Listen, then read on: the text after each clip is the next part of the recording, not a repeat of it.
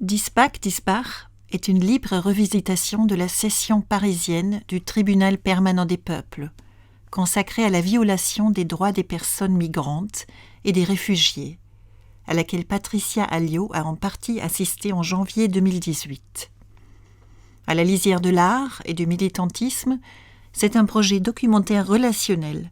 La relation à l'autre est au cœur de la création, qui réunira des personnes de la société civile, juristes et militantes, ayant réellement participé au TPP. Une actrice, un danseur, mais aussi des personnes militantes de chaque ville ou région où il sera joué.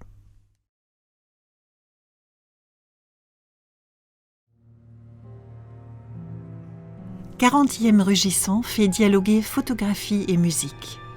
Ce concert en images met à l'honneur des hommes et des femmes de la mer, dont la lorientaise Anita Conti, première femme océanographe française. 40e Rugissant est un voyage en mer virtuose que subliment des partitions musicales et photographiques. Deux familles quittent l'Europe pour aller s'installer dans la taïga sibérienne et reconstruisent les bases d'une nouvelle communauté hors de toute autre civilisation. Au bout de plusieurs années passées à vivre dans un environnement à la fois hostile et merveilleux, des tensions éclatent entre les familles. Une barrière est posée pour séparer les deux territoires. Kingdom est une fable épique, la promesse d'une paix à retrouver, une histoire de retour à la vie sauvage, de volonté de s'extraire du monde, de guerre familiale, racontée à travers la perception des enfants de la communauté, héritiers d'un royaume vacillant qui fait écho aux tragédies que les adultes jouent entre eux.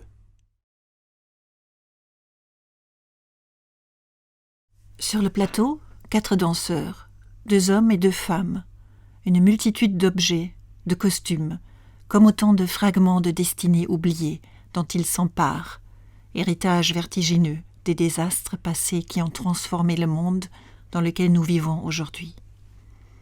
Pour sa nouvelle création, Maggie Marin s'inspire d'une œuvre de la littérature antique, la guerre du Péloponnèse de Thucydide.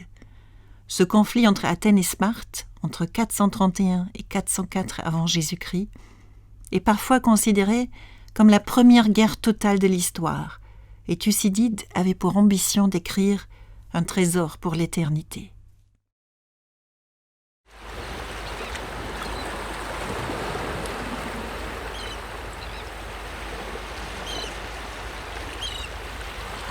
Première femme à embarquer sur un navire scientifique, cartographe des zones de pêche et de fonds marins, pionnière de l'aquaculture, Anita Conti avait pressenti la nécessité de la protection des océans.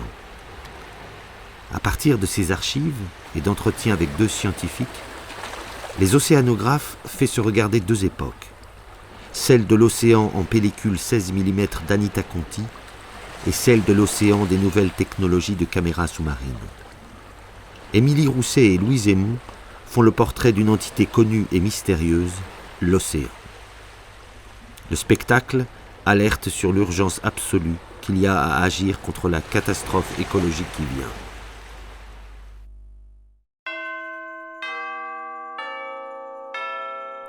Ebenezer Scrooge, homme au cœur froid, tranchant comme le silex et solitaire comme une huître, savoureusement détestable. Le brouillard de Londres, l'effervescence dans les rues à la veille du réveillon, des batailles de boules de neige, des chorales et des chants de Noël. L'apparition d'un fantôme porteur de chaînes, de regrets et d'un message. Scrooge doit changer de comportement, sinon il vivra, comme lui, l'enfer de l'éternité.